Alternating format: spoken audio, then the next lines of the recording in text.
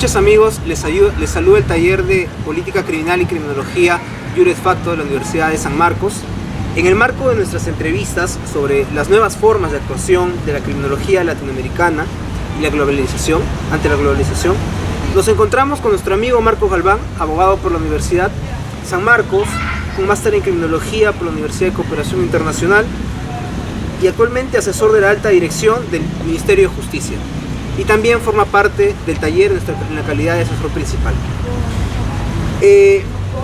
Desde que se oficializó el poder verticalizante desde hace más de 800 años aproximadamente, se han promovido en términos de Melosi estrategias y prácticas de control excluyentes que de alguna otra forma lo único que han hecho ha sido incrementar su extensión y su intensidad en diversos escenarios económicos, culturales, sociales, políticos,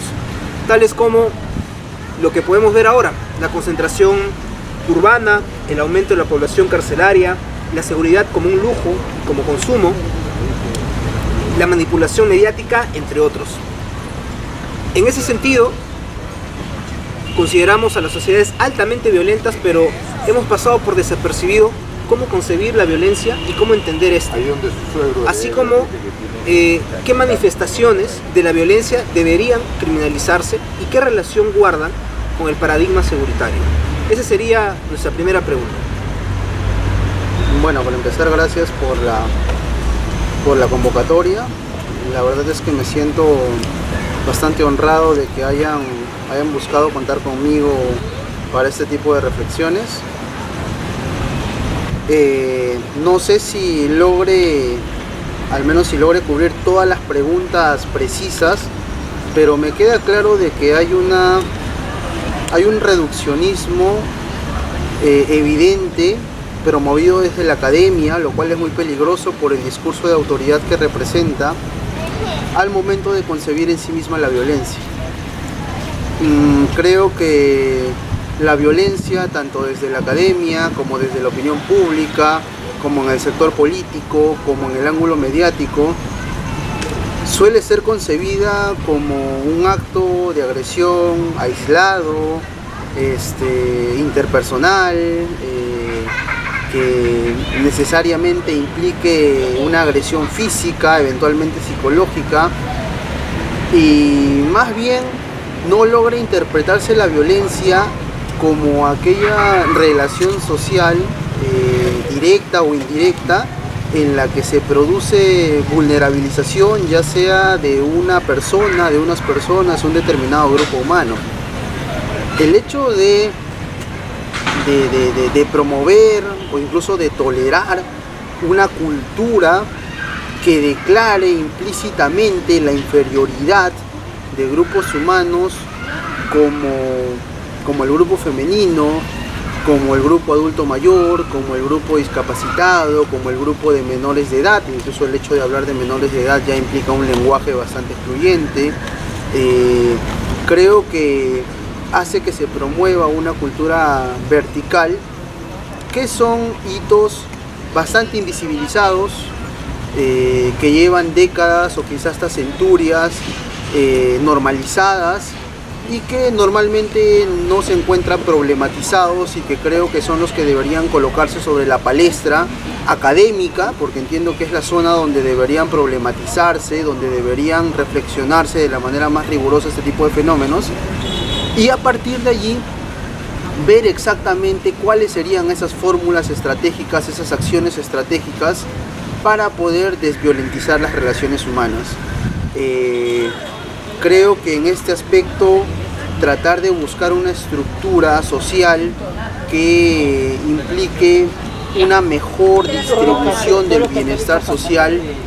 y no tolerar más bien grupos excluidos que más bien busquen de una manera aleatoria durante todas las etapas de su vida y durante generaciones recoger los residuos del bienestar social que muchas veces deja una estructura excluyente, son ciertos aspectos que deberían ser abordados de cara a construir una mejor convivencia, porque el asunto está en problematizar la realidad social de cara a que tengamos una existencia más pacífica en la que todos podamos tener mayores oportunidades de desarrollarnos, y eso implica naturalmente encontrar mejores oportunidades para poder satisfacer directa o indirectamente nuestros intereses, que como seres humanos innatamente buscamos que sean satisfechos. Creo que un poco por ahí podría ir la respuesta. Una cuestión que tenemos es que nosotros como estudiantes de Derecho, usted propone de que nosotros deberíamos estudiar el sistema penal desde una óptica crítica, observando las consecuencias en la realidad. ¿Y por qué usted propone dejar de lado estudiar la infraestructura más dogmática? Bueno, no creo que debería dejarse de lado el estudio de aquello que llaman dogmática como una metodología un tanto más intrasistémica, que busque la coherencia conceptual, que busque adentrarse en todas las dimensiones, digamos, normativas o descriptivas que ofrece el derecho, porque naturalmente esto implica que los circuitos teóricos del derecho tengan mayor fortalecimiento, lo cual impacta también en su modo de interpretación, en su modo de aplicación, en su modo de construcción. Creo que un sistema, mientras más desarrollada tenga las ideas, obviamente se va a ver mucho más fortalecido, porque en ese transcurso va a encontrar muchos mayores fundamentos, muchos mejores alineamientos a sus principios y en general mucho mayor coherencia conceptual. Quizá el problema no radicaría en abordar en sí misma lo que llaman dogmática penal o utilizarla como metodología. El asunto está en priorizar, en ensimismarnos en que ese es el único ángulo de estudio del derecho, sin percatarnos que en realidad el derecho tiene una finalidad social y una función social, que es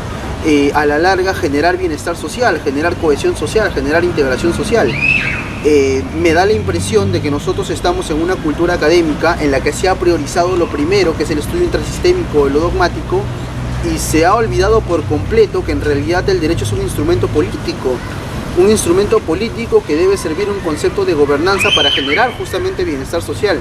Y en la medida en que nosotros descubramos parcelas de esta técnica de control, de esta técnica social, que son disfuncionales a la convivencia social,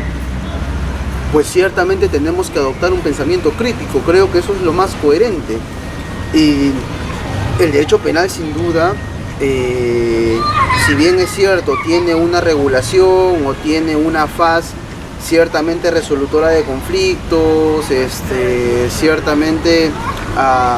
rinde pleitesía a las expectativas sociales, necesariamente toca demostrar de manera empírica, de manera fehaciente, si la operativización del sistema penal, si la cárcel, si las detenciones, si las acusaciones, si la estigmatización oficial a partir de la cultura penal realmente está generando o está contribuyendo al bienestar social que debería buscar el derecho como instrumento político. Creo yo que allí hay muchos tópicos que necesariamente resultarían críticos,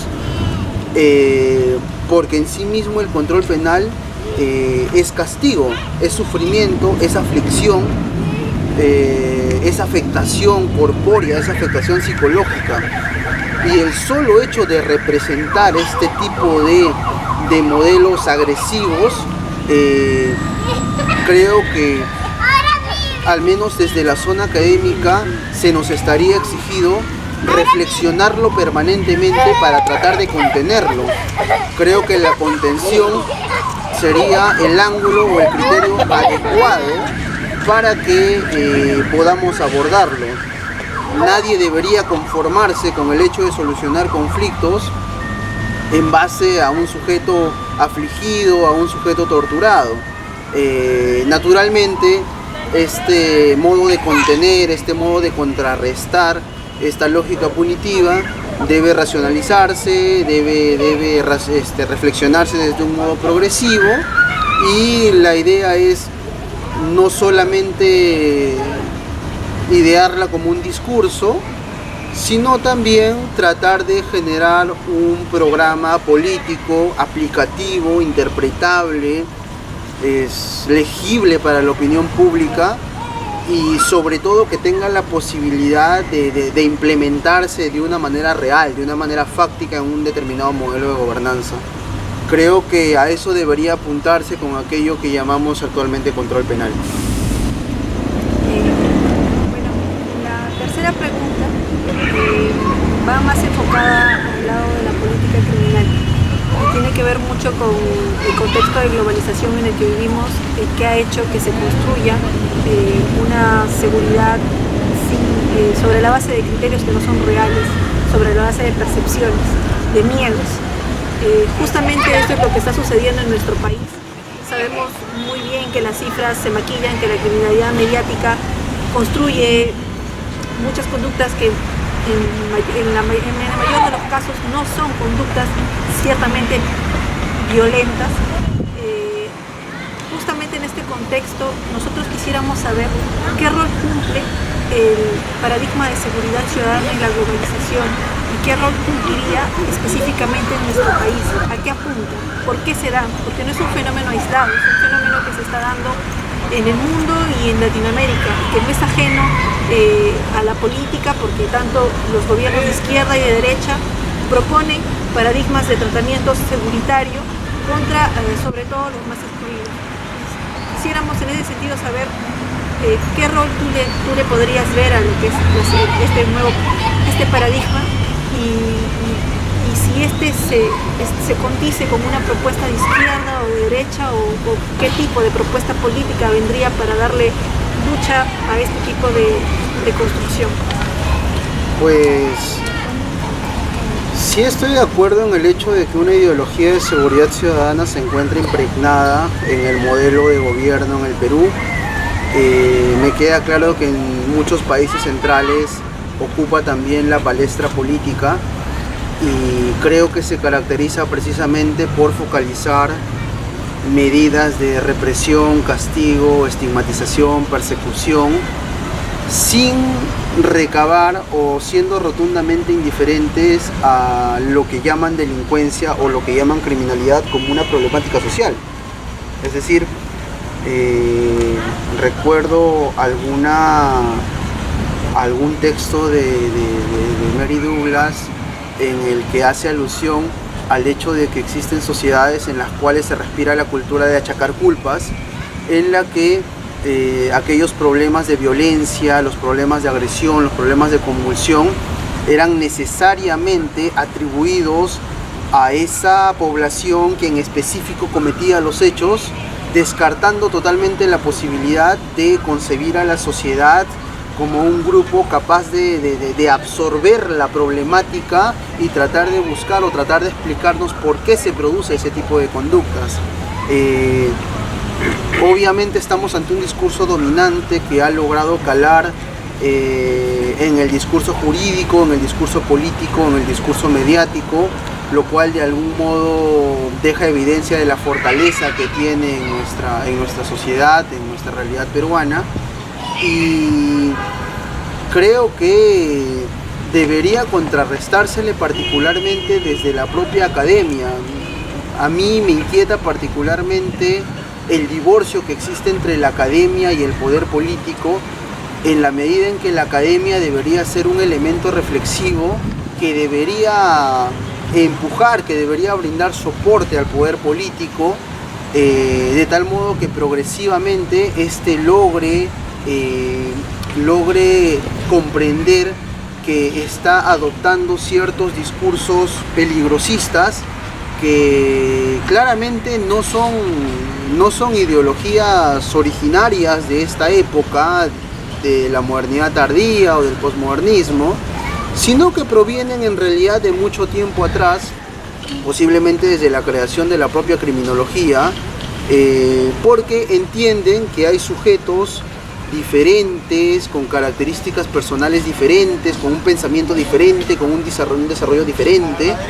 y que merecen ser estudiados justamente como una subespecie humana, cuando en realidad la idea es comprenderlos como sujetos que expresan una determinada actitud, una determinada conducta, de un determinado contexto histórico, un determinado contexto político, y a partir de allí tratar de buscar una solución. Si se dan cuenta, de lo que se trata es de tratar de incluir al sujeto dentro de la solución de la problemática y no más bien de verlo como un sujeto excluido, como un enemigo de la sociedad al cual debería segregárselo o al cual debería combatírsele. Me parece que ese discurso securitario debería comprenderse, como decía Lola Nillar de Castro, en el sentido de que el Estado solamente debería asegurarnos los derechos humanos, y estas personas posiblemente provienen de un contexto en los cuales sus derechos humanos no han sido respetados, sus derechos humanos no han tenido un soporte de desarrollo, no han logrado fortificar un capital humano durante generaciones. No me refiero a la persona en específico, sino analizar el conglomerado de grupos humanos que han tenido que desarrollar ciertas actitudes o ciertas expresiones sociales, y creo que a partir de allí debería realizarse un diagnóstico mucho más racionalizado para luego generar pues una política criminal, creo yo, mucho más focalizada, mucho más empática, mucho más reflexiva, de tal forma de que realmente se busque desviolentizar las relaciones sociales y no convulsionarlas, como suele ocurrir con estos discursos tradicionales dominantes de lo que llaman seguridad ciudadana. Bueno, ya se han hecho preguntas sobre política criminal, sobre violencia, sobre dogmática penal. Y en este momento, como es la última pregunta, quisiera hacer una pregunta de criminología.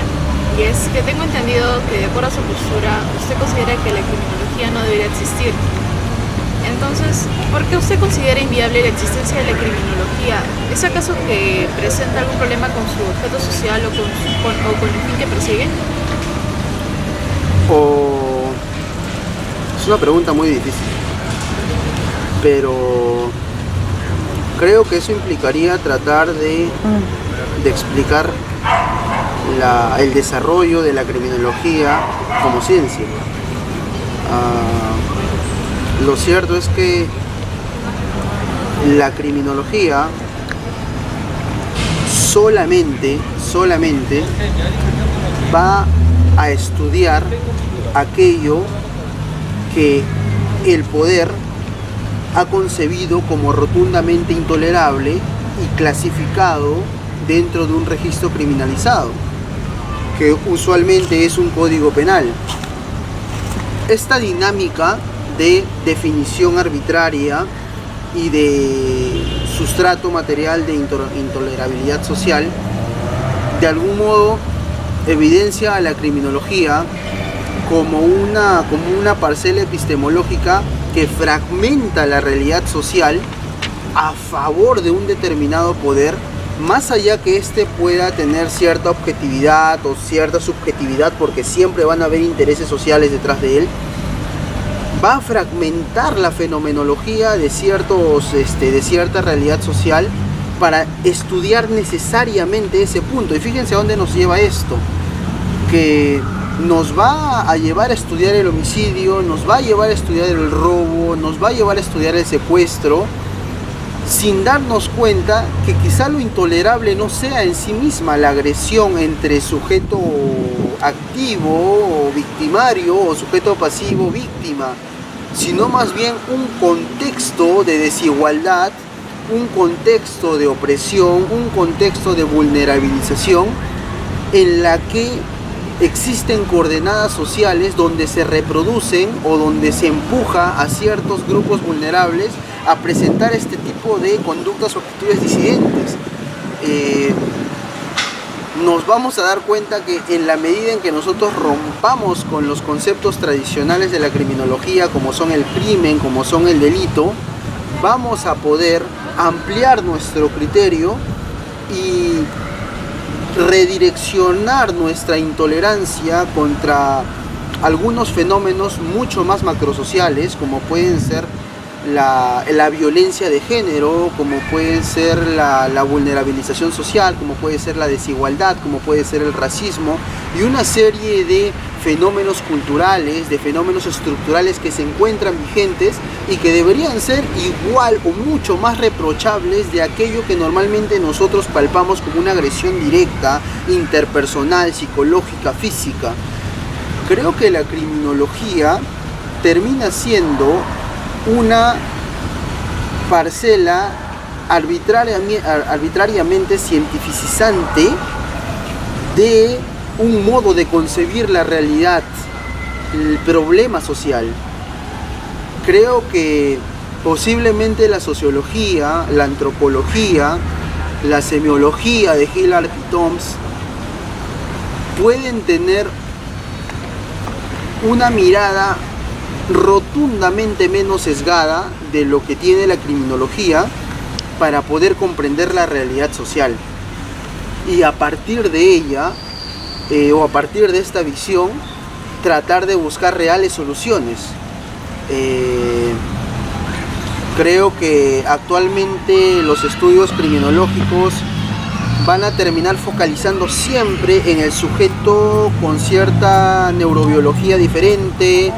con cierta capacidad de autocontrol diferente, con cierto condicionamiento social diferente, y creo que en realidad nosotros deberíamos ampliar la mirada para ver realmente cuáles son los hitos de las relaciones humanas